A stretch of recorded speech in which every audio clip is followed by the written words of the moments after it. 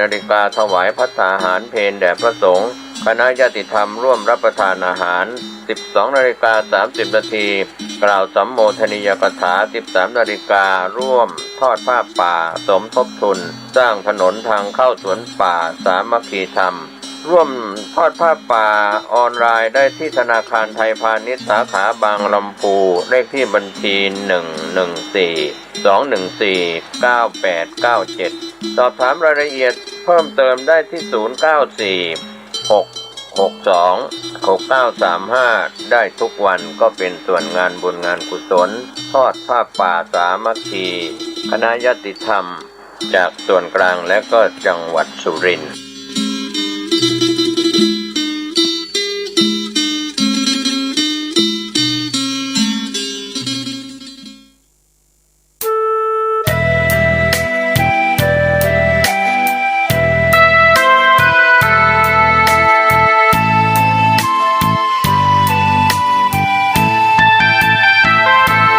ฝากคำยามดึกกับสายลมเพื่อความสุขสมทวนทั่วทุกหัวใจถึงคนทั้งโลกซึ่งอยู่แดนไกลจากคณะสงฆ์เชียงใหม่ที่ได้ตั้งใจเทศกลอนป่านนี้ศรัทธาลับหรือยังหรือกำลังฟังคลื่นนี้กันอยู่หนอขอจงตั้งใจฟังให้เพียงพอฟังด้วยหัวใจจดจ่ออย่าท้อและถอยเลยคืนไหนถ้ามีเวลาว่างจดหมายมาบ้างอย่าทำเงียบเฉยหรือโทรศัพท์เข้ามาติชมเชยถามปัญหาเถิดเอ่ยจะเฉลยให้สุนทรฝากทำนี้มาช่วยย้ำเตือนอย่าลืมอย่าเลือนน้ำคำที่พร่ำสอนสังคมวุ่นวายสุดแสนอาวรณ์วันกลัวโลกจะรุ่มร้อนวันคำจะลับลอ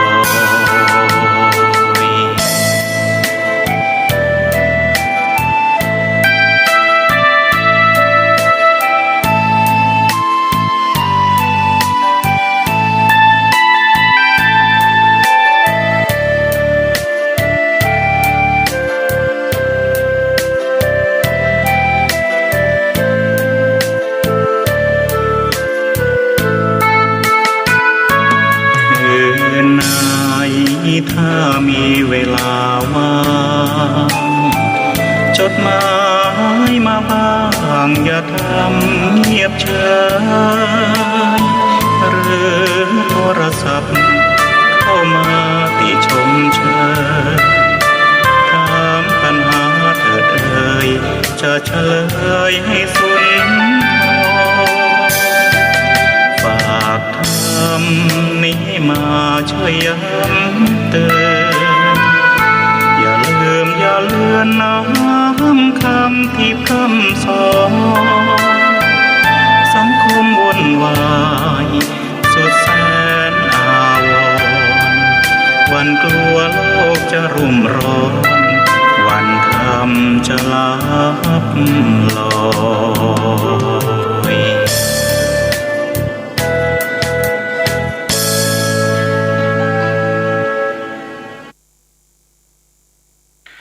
ขอเจริญสุขญาติโยมท่านผู้ฟังทั้งหลายทุกท่านทุกคนวันนี้มาพบกันอีกแล้วเป็นประจำทุกวันอังคารตั้งแต่เวลาเดี๋ยวนี้เป็นต้นไป ในรายการธรรมะก่อนนอน ณทางสถานีวิทยุคลื่น104.50ของวัดฝายหินในมหาลัยเชียงใหม่อำเภอเมืองจังหวัดเชียงใหม่อาตมาภาพพระครูอาทรวิสุทธิคุณหรือปริสุทธโธภิกขุวัดหนองตองอำเภอหางดงจังหวัดเชียงใหม่ปัจจุบันนี้ดำรงตำแหน่งเจ้าณอำเภอหางดงและเจ้าอาวาสวัดหนองตองดีใจมากนะที่ได้นำเอาธรรมะนั้นนะมาบอกมากล่าวไอ้ญาติไอ้โยมที่สนใจกันในเรื่องของธรรมะแต่ว่าเวลามันจะดึกไปหน่อยก็รายการนี้ก็บอกเลยว่าเป็นรายการธรรมะก่อนนอนคือก่อนที่เราจะหลับจะนอนนั้นพักผ่อนนั้นโยมที่เป็นชาวพุทธทุกคนนั้นอาตมาภาพมีความเชื่อมั่นว่าญาติโยมหลังจากทำภารกิจเสร็จเรียบร้อยก็คงจะเข้าห้องพระถ้าไม่มีห้องพระก็ห้องนอนไหว้พระสวดมนต์ทำสมาธิแผ่เมตตาจะอย่างยาวอย่างสั้นก็ตามเข้าใจว่าญาติโยมทุกคนนั้นคงปฏิบัติกันมาเป็นประจำทีนี้ก็ยังมีธรรมะอีกจากตัวเจ้าได้นำมาพูดให้ญาติให้โยมได้ฟังเราจะไหว้พระเราจะสวดมนต์จะก่อนหรือหลังถ้าได้ฟังธรรมะอีกคนที่ชอบคนที่ได้ศึกษาปฏิบัติก็จะตั้งใจฟังเมื่อฟังเสร็จเรียบร้อยก็คงไม่ทิ้งไม่ขว้างนะคงนำเอาเนื้อหาสาระแห่งพระธรรมนั้นไปเป็นข้อปฏิบัติประจำชีวิตประจำวันของแต่ละคนได้พี่น้องญาติโยมท่านทั้งหลายได้นั่งฟังอยู่เวลานี้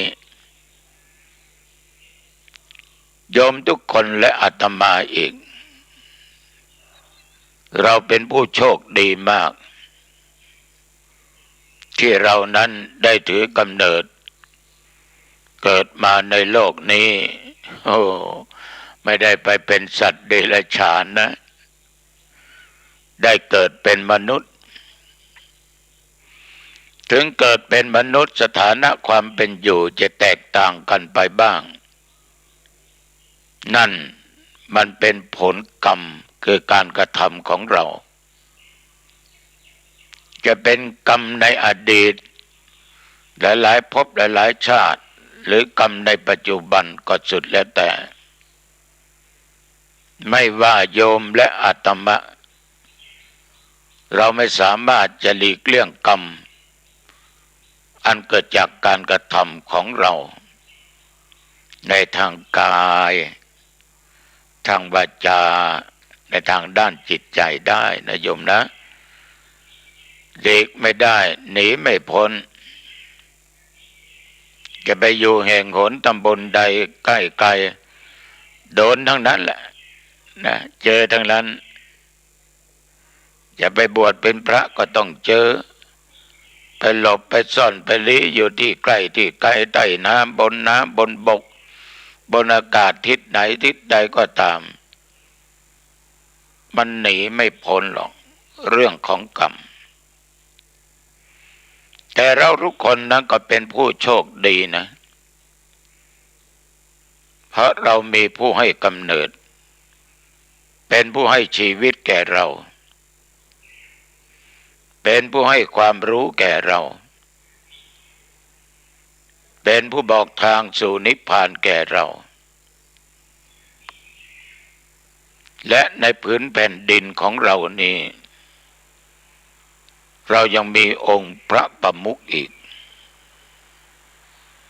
ญาติโยมพวกเราในโชคดีมากๆอาตมาภูมิใจนะที่ได้เกิดมาบนผืนแผ่นดินไทยเรามีทั้งชาติทั้งศาสนาและองค์พระมหากษัตริย์เป็นหลักชัยให้เราได้ยึดถือปฏิบัติสิ่งที่ดีสิ่งที่งามญาติโยมทั้งหลายในวันนี้คืนนี้อาตมาภาพ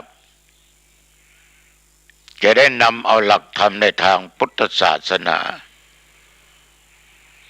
มาพูดให้ญาติให้โยมได้ฟังกันนั่นก็คือเรื่องของบุพการีบุคคลผู้ทำอุปการะก่อนและกตัญญูกตเวทีบุคคลผู้รู้อุปการะที่ท่านทำแล้วและตอบแทนมาพูดให้ญาติให้โยมทั้งหลายได้รับฟังกันโยมทั้งหลายบุคคลผู้ทำอุปการะที่เราเรียกว่าบุพการีนั้นก็หมายถึงบุคคลผู้ที่มีพระคุณหรือบุคคลที่เคยทำอุปการะแก่เรามาก่อนเช่นเคยให้กำเนิดเคยเลี้ยงดูเคยสั่งเคยสอนและให้ความช่วยเหลือเกื้อกูลเราท่านทั้งหลายไม่ว่าโดยตรงหรือโดยอ้อมนะไม่ว่าจะอยู่สถานะใดก็ให้ทุกสิ่งทุกอย่างแม้แต่ให้เกิดแล้วยังให้หน้าที่แต่ว่าจะมากจะน้อยก็ตามท่านเหล่านั้นให้ไม่หวังผลตอบแทนท่านทำด้วยจิตประกอบด้วยเมตตากรุณาอันสูงส่งมีความหวังอย่างเดียวเพื่อทำสงเคราะห์อนุเคราะห์บุคคลที่เป็นบุพการีในชีวิตของเราหนึ่งคือพ่อแม่สองอุปัชฌะครูอาจารย์สามพระเจ้าแผ่นดินสี่พระสัมมาสัมพุทธเจ้า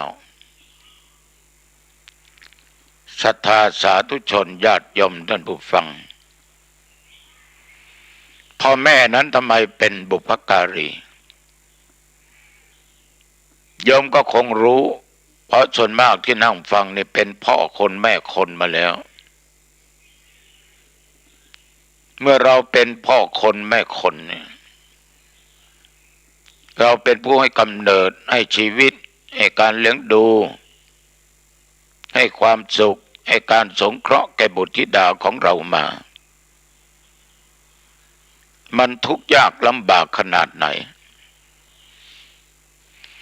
ธรรมภาพโยมพ่อโยมแม่นั้นเป็นชาวนาบางท่านพ่อแม่เป็นข้าราชการเป็นนักการเกษตรเป็นนักปกครองเป็นครูอาจารย์เป็นแพทย์เป็นพยาบาล มีตำแหน่งหน้าที่แตกต่างกันไปแต่สำหรับตัวเจ้าองค์นี้พ่อแม่เป็นชาวนาไร่นานั้นก็มีไม่มากต่อมาก็ขายไปเมื่อขายแล้วก็เช่านาเขามาทำพ่อแม่ตมาภาพมีบุตรด้วยกันทั้งผู้หญิงผู้ชาย9 คนก็คงจะเหมือนกับญาติโยมหรือพ่อแม่ของญาติโยมบางครอบครัวมีบุตร2 คน3 คน4 คน5 คน7 8 9 คนบางคนนั้นเป็นโหลนะ10 กว่าคนก็ยังมีท่านผู้ฟังทั้งหลายท่านที่มีลูกมากจะยากจนดังคำที่เขาพูดกันในการที่เราได้มาปฏิสนธิในครรภ์ของมารดานั้นโอ้นับว่าเราโชคดีที่เราได้มาปฏิสนธิในครรภ์ของแม่ที่เป็นมนุษย์ถ้าเราไปปฏิสนธิไปเกิดอยู่ในท้องในครรภ์ของหมาของหมูของแมวของสัตว์ที่ดุร้ายเสือหมีตลอดจนปฏิสนธิในท้องของช้างของนกของกาของเป็ดอะไรก็ตามจะด้วยไข่หรือว่าเกิดมาเป็นรูปเป็นร่างก็ตามญาติโยมเรานี่โชคดีนะได้มาปฏิสนธิในครรภ์ของแม่ที่เป็นมนุษย์การที่ลูกมาปฏิสนธิในท้องในครรภ์นั้นต้องอยู่ในท้องของแม่นั้นอย่างน้อย9 เดือนถึง10 เดือนจึงคลอดออกมาแต่ระหว่างอยู่ในท้องในครรภ์ของมารดานั้นโยมทั้งหลายที่เป็นผู้หญิงฟังตุเจ้าพูดนี่คงจะรู้มันแสนลำบากทุกข์ยากขนาดไหนทรมานขนาดไหนท้องใหม่ๆเดือน2 เดือนอาจไม่เป็นไรแต่ท้องนานเข้าหลายเดือนเข้ามา6-7 เดือนถ้าเป็นสมัยก่อนนั้นไม่มีโรงพยาบาลไม่มีการฝากท้องในปัจจุบันนี้ถ้าท้องมาก็ไปฝากท้องได้ถึงจะฝากไม่ได้ฝากก็ตามโยมมันลำบากผู้เป็นแม่มากยิ่งท้องใหญ่ท้องโตขึ้นมาแสนจะลำบากจะนั่งก็ลำบากจะนอนก็ลำบากจะเดินก็ลำบากจะไปที่ไหนใต้เหนือตกออกใกล้หรือไกลต้องคอยระมัดระวังอยู่ตลอดเวลาจะเข้าห้องน้ำแม้แต่นอนญาติโยมก็นอนได้คือตะแคงข้างซ้ายข้างขวานอนหงายก็รู้สึกว่ากลัวลูกที่อยู่ในท้องนั้นจะลำบากหน้าลูกอาจจะคว่ำลงไปนอนคว่ำนี่คงไม่มีญาติโยมแม่แต่ละคนนั้นแสนลำบากเลี้ยงดูลูกที่อยู่ในครรภ์จะทานอะไรที่เป็นอาหารที่มันแสลงก็กลัวเป็นอันตรายกับลูกไม่ว่าลูกผู้หญิงลูกผู้ชายผู้เป็นแม่ต้องอดอยากจะไปที่ไหนขึ้นเหนือล่องใต้ขึ้นรถลงรถก็ต้องระมัดระวังกลัวผิดท่าหกล้มหรือไม่ญาติโยมทั้งหลายกลัวเอาท้องนี่ไปทิ่มไปตำในสิ่งนั้นสิ่งนี้ กลัวลูกอยู่ในท้องได้รับอันตรายแม่นั้นต้องคอยปกป้องคุ้มครองอยู่ตลอดเวลาส่วนผู้เป็นพ่อก็รับภาระหนักแม่ทำงานหนักไม่ได้ตักน้ำซักผ้าปัดกวาดเช็ดถูทำอาหารไปทำการทำงานหรือไปรับจ้างทำงานไปทำไมเตรียมพร้อมเผื่อลูกเกิดมาจะได้เลี้ยงดูลูกเพราะการมีลูกนั้นมันก็ต้องเพิ่มภาระขึ้นไปไม่ว่าผ้านุ่งผ้าห่มอาหารการกินนมอะไรก็ตามจิปาถะมันเป็นสตางค์ทั้งนั้นพ่อก็ต้องทำการทำงานหนักหนาวก็จะเป็นต้องทำร้อนจะเป็นต้องทำจะใกล้จะไกลก็จะเป็นต้องไปทำจะหนักจะเบาก็จะเป็นต้องรับฝ่ายแม่ก็ดูแลลูกอยู่ในบ้านค่ำมาพ่อเข้าบ้านมาแม่ก็ดีใจพ่อบางคนโอ้โหชื่นอกชื่นใจเอาหูไปแนบติดท้องของแม่อยากจะฟังว่าลูกนั้นต้องการอะไรลูกแข็งแรงไหมญาติโยมบางคนก็นำท้องไปหาหมออุลตราซาวด์ดู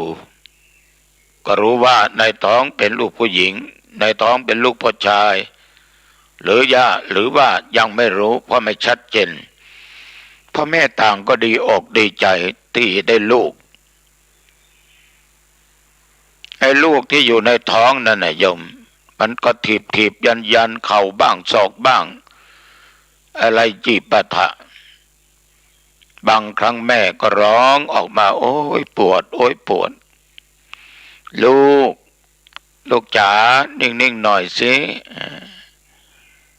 ถ้าลูกนิ่งแม่ก็สบายผู้เป็นแม่ในญาติโยมลำบากมากถึงเวลาจะคลอดออกมาเกิดลูกออกมาแสนลำบากแม่เจ็บปวดทุรนทุรายอาตมาภาพเป็นลูกคนโตแม่มักจะพูดให้ฟังอยู่บ่อยครั้งพ่อก็พูดให้ฟังบ่อยครั้งว่าเมื่อเกิดตุ๊เจ้ามาเนี่ยแม่นั้นเอาชีวิตเกือบไม่รอดเกือบตายเพราะมันไม่มีโรงพยาบาลอย่างนี้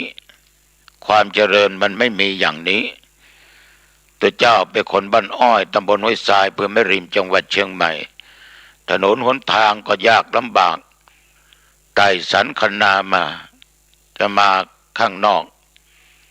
ลำบากมากวันที่เกิดนั้นพ่อกับแม่เล่าให้ฟังใช้ผ้าขาวม้านี่แหละมัดกับคือบ้านแล้วก็ให้แม่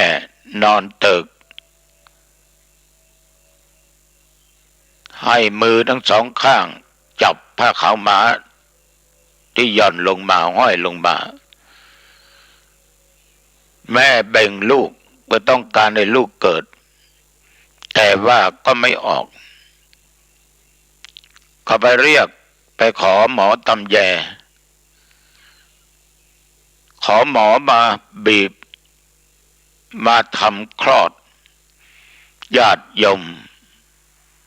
หมอตำแยนั้นเขาก็มาทำ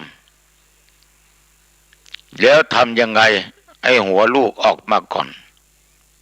คือบางคนนี่ญาติโยมหัวไม่กลับเกิดลูกเอาทางเท้าออกมาตินออกมาเนี่ยลำบากมากต้องใช้เวลาคืนนั้นจนผ่านตอนเช้ามาใกล้เที่ยงของวันที่7วันเสาร์กันยา2489ปีจอ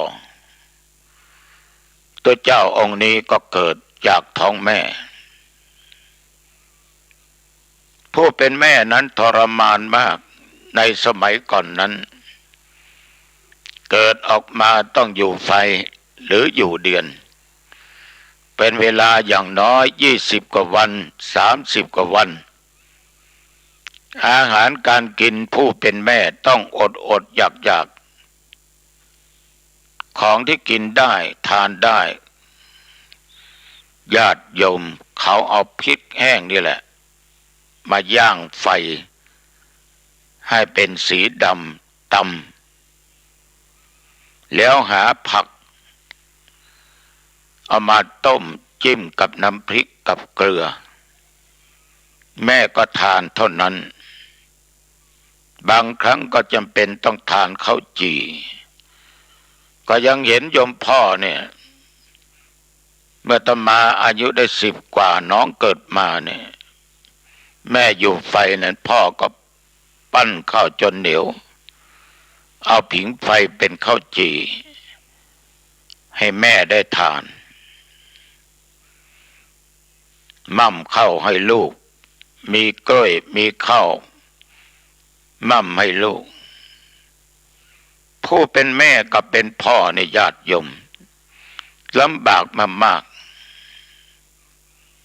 ลูกเกิดมาร้องไห้อูแว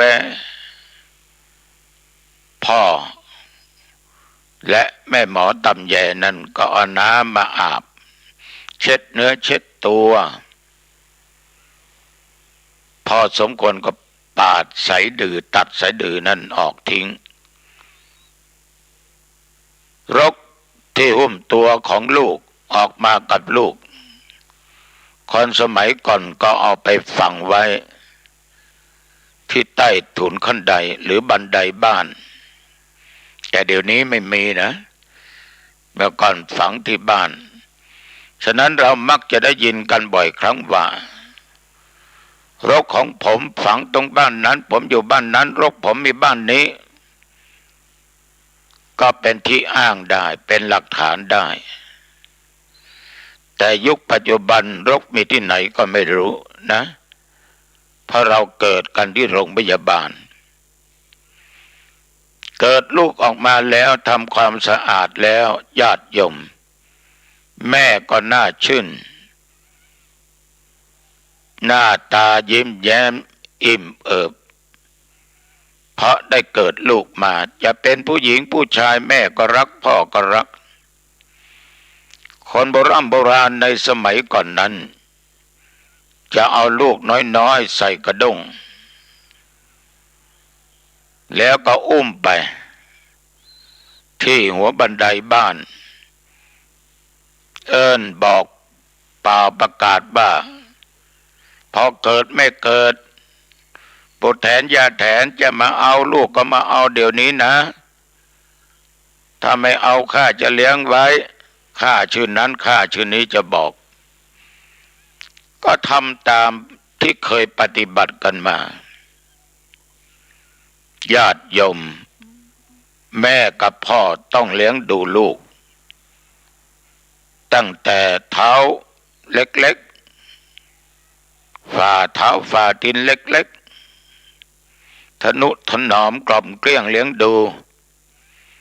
ยุงไม่ไต่ไรไม่ให้ตอมมดแมลงอะไรก็ไม่ให้ได้ใกล้แม่ก็โอบกอดลูกพ่อก็โอบกอดลูกแล้วลูกร้องไห้ลูกร้องไห้ทีไรแม่ก็เอานมไม่ดูดญาติโยมผู้เป็นพ่อนั้นได้ยินเสียงลูกร้องไห้ก็ต้องวิ่งไปดูว่าเป็นอะไรร้องไห้ทำไมลูกเกิดมาได้หลายวันถ้าให้ยังไม่หยุดนะร้องไห้ไม่หยุดก็นำไปหาตุ๊ดเจ้าที่อยู่ในวัดผมหรือข้าเจ้าขอทานลูกให้ตุลุงเอาเป็นลูกเป็นเต้าเดี๋ยวขอใส่ชื่อให้หน่อยบอกปีวันเดือนเกิดวันตกฟากให้ครูบาอาจารย์มัตมาภาพเนี่ยมีลูกที่เขาเอามาถวายให้นะโอ้โห นับเป็นร้อยคนนะนับเป็นร้อยคนทั้งผู้หญิงทั้งผู้ชายแต่ก็ยังว่าเขายังเป็นเด็กก็ไม่รู้เรื่องเขาเลยไม่มาหาพ่อแม่น่าจะบอกให้ลูกนะมึงเนี่ยเมื่อยังเป็นเด็กเล็กๆกูเอาไปทานให้ตุลุงแล้วตุลุงก็ผูกไม้ผูกมือเอาเป็นลูกเป็นเต้าของตุลุงแล้วในสมัยก่อนจะเป็นอย่างนี้ลูกได้ดูดนมจากแม่จากเต้านมของแม่แต่ลูกในปัจจุบันเนี่ยผู้เป็นแม่เลี้ยงลูกควรเจ้านมนั้นหย่อนยานก็มักจะซื้อนมผงนมอะไรจิปาถะมาชงให้ลูกได้ดื่มยิ่งสมัยก่อนเป็นนมวัวนมแพะนะเนี่ยลูกได้กินนมสัตว์มันก็ซึมซับนิสัยของสัตว์ไปลูกโตมามันไม่ค่อยฟังคำพ่อฟังคำแม่ไอ้วัวก็เขามันออกมาจะขวิดในพ่อแม่มันแล้วแพะมันก็จะขวิดแม่กับพ่อมันแล้วเพราะว่านมนั้นเป็นของสัตว์แต่ยุคปัจจุบันก็มีนมเฉพาะเด็กก็เลี้ยงดูกันมาผ้าอ้อมหรือผ้าปกกายนั่นผู้เป็นพ่อเป็นแม่ต้องดิ้นรนเสาะหาบางครั้งนี่ยมเราเป็นลูกร้องให้กลางค่ำกลางคืนพ่อแม่ไม่ได้หลับไม่ได้นอนไม่ได้พักผ่อน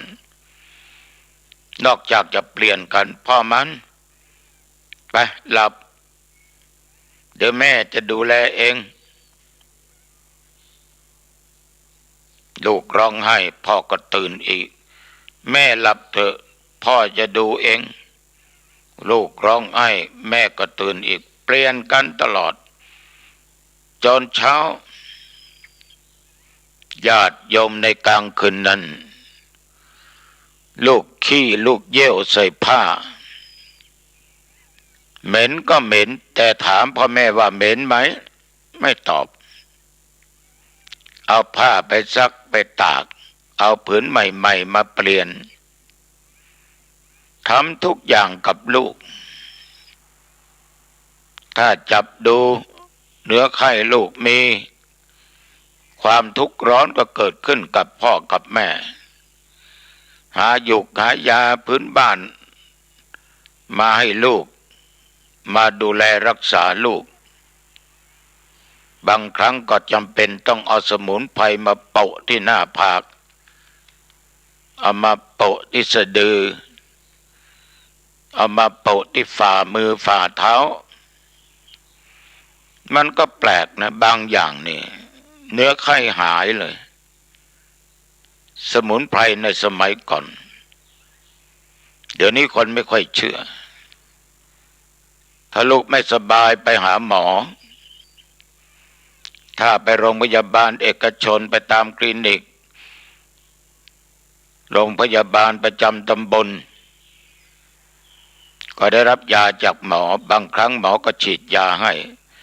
ไปคลินิกหมอก็ฉีดยายุคปัจจุบันนี่ข่าวละหลายร้อยบาทไปโรงพยาบาลเอกชนอยากให้ลูกนอนห้องพิเศษแม่จะได้ไปเฝ้าพ่อจะได้ไปเฝ้าไปดูแลญาติโยมการเลี้ยงลูกนี่แสนลำบากมากๆเปลี่ยนผ้าเปลี่ยนผ่อนอยู่ตลอดเวลาพ่ออุ้มแม่อุ้มลูกเยี่ยวลงที่บ่าที่ไหล่ที่อกที่แข้งที่ขาแม่กับพ่อไม่เคยรังเกียจอาบน้ำล้างตูดให้เรียบร้อยเปลี่ยนผ้าให้อีกมานึกถึงตอนนี้นี่เราเป็นลูกนั่นต้องคิดนะ ท่านเป็นครูสอนทุกสิ่งทุกอย่างเป็นทั้งหมอพยาบาลเป็นทั้งคนรับใช้เป็นทั้งพี่ชายพี่สาวเป็นทั้งครูอาจารย์เป็นทั้งพ่อทั้งแม่อยู่ในตัวรวมหมดไม่ให้ลูกได้อดได้กั้นได้อยากนี่บางคนผู้เป็นแม่กำลังเคี้ยวอะไรอยู่ในปากลูกอยากแม่ก็ควัดออกมาให้ลูกใส่ผ้าใส่อะไรให้ลูกอย่างดีซื้อของเล่นมาให้ลูกจะเป็นตุ๊กตาจะเป็นอะไรก็ตามนะพ่อแม่ยอมทุกอย่างเพื่อลูกเดี๋ยวนี้มีโรงเรียนอนุบาล1 2 3บางครั้งก็เอาไปโรงเรียนของเอกชนปีหนึ่งหมดไปตั้ง10,000 20,000 30,000พ่อแม่ก็ยอมบางครั้งทำสวนการเกษตรปลูกผักปลูกไม้ขายได้เงินมา3-4 หมื่นเสียสละให้ลูกหมดยิ่งใหญ่โตขึ้นมาเข้าโรงเรียนได้ศึกษาประถมมัธยมต้นมัธยมปลายอนุปริญญาตลอดจนปริญญาจะหมดเป็นกี่หมื่นกี่แสนพ่อแม่ไม่เดือดร้อนขายลำไยปีนี้ได้100,000 กว่าเป็นของลูกหมดบางคนไม่มีตังค์ต้องเอาที่บ้านไปจำนองจำนำเอาที่สวนไปจำนองจำนำบางครั้งก็ปุดขาดไปยอมเสียสละเพื่อลูกของตัวเองขอลูกได้ร่ำได้เรียนได้นุ่งได้ใช้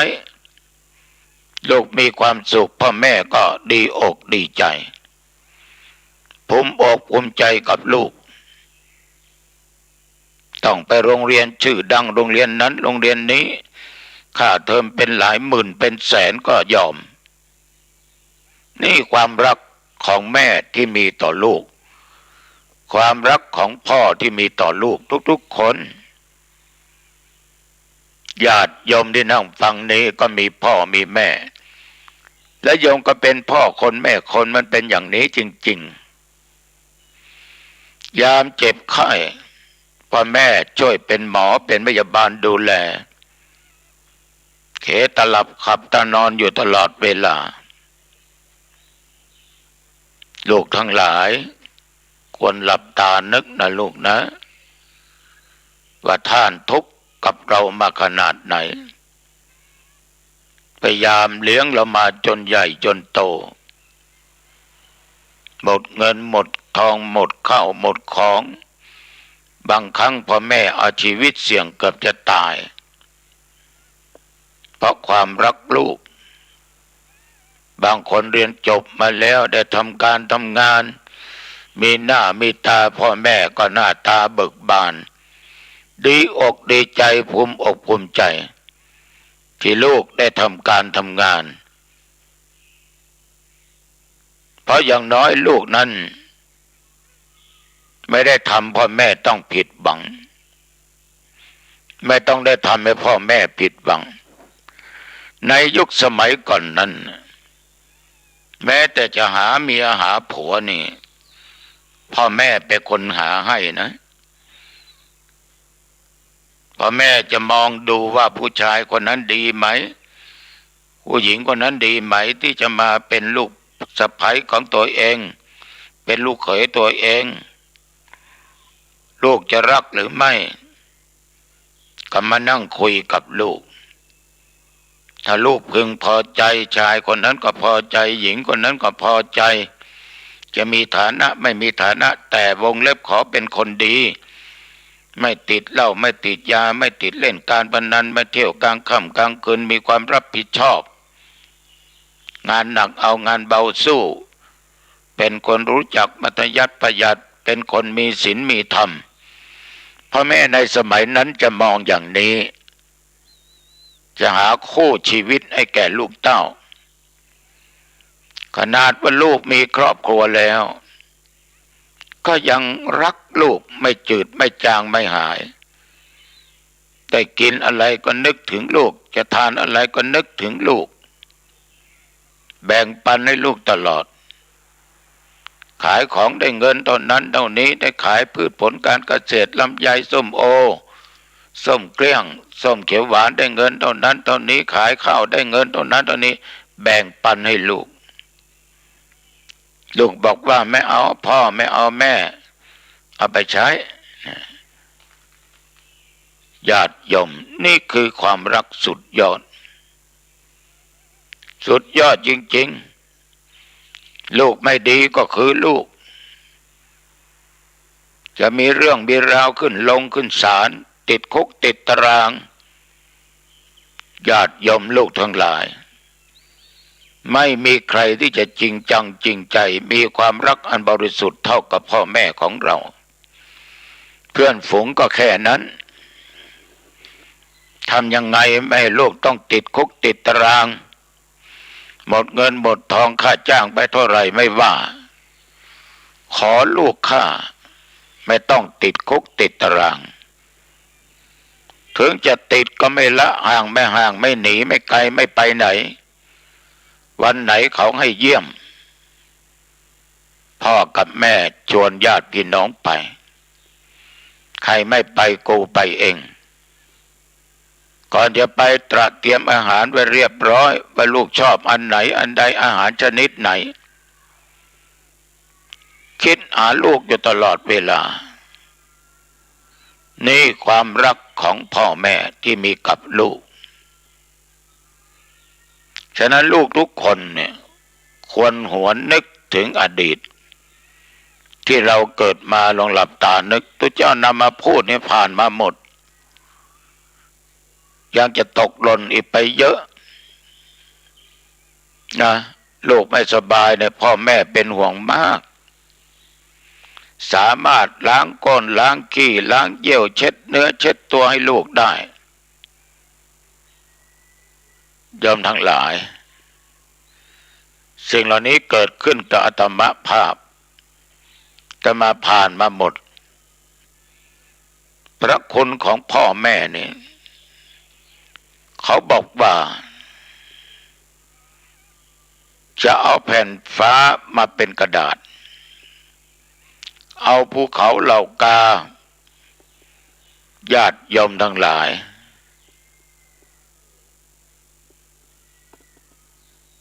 มาทำเป็นนั้นทำเป็นนี้เป็นปากกาเป็นดินสอ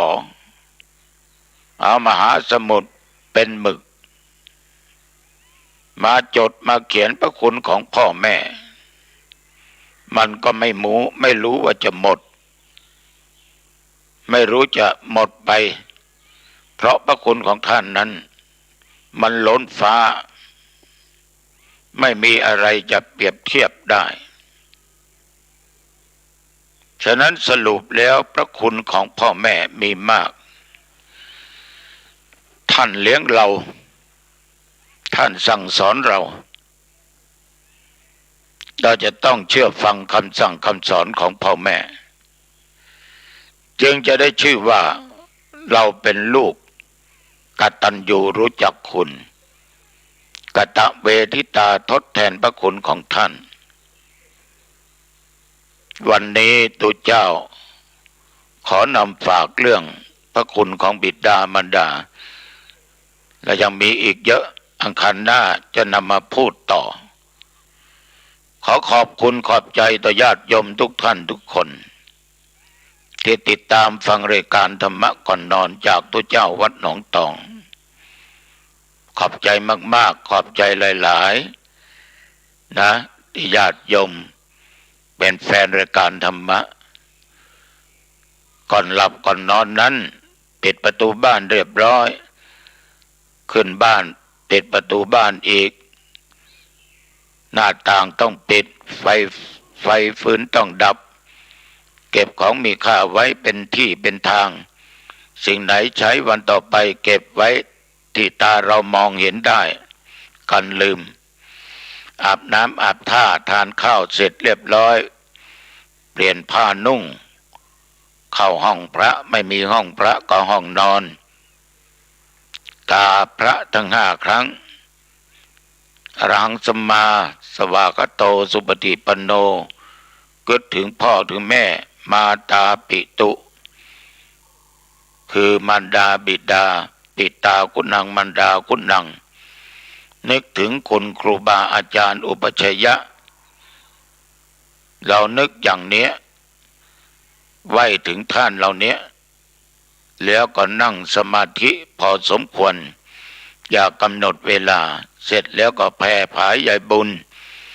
ให้แก่เทวบุตรเทวดาเสื้อวัดเสื้อวาเทวดารักษาบ้านผีหอผีเงินผีบรรพบุรุษ ผู้มีพระคุณทั้งหลายตั้งแต่พ่อแม่เป็นต้นไปครูบาอาจารย์ที่ล่วงหายตายจากเราไปสรรพสัตว์ไม่ว่าสัตว์เดรัจฉานสัตว์มนุษย์พูดผีปีศาจทั้งหลายก็แผ่เมตตาให้เขาเจ้ากรรมนายเวรยอมมีเมตตาธรรมกรุณาธรรมยอมทั้งหลายนอนก็จะเป็นสุขตื่นมาก็เป็นสุขไม่ฝันเห็นร้ายยอมต้องทำอย่างนี้นะเอาละเห็นว่าเป็นเวลาพอสมควรท้ายที่สุดขอความผาสุกความเจริญในธรรมจงบังเกิดมีแก่ญาติโยมทุกท่านทุกคนอายุวันโนสุขังพระลังพบกันใหม่อังคารหน้าเจริญ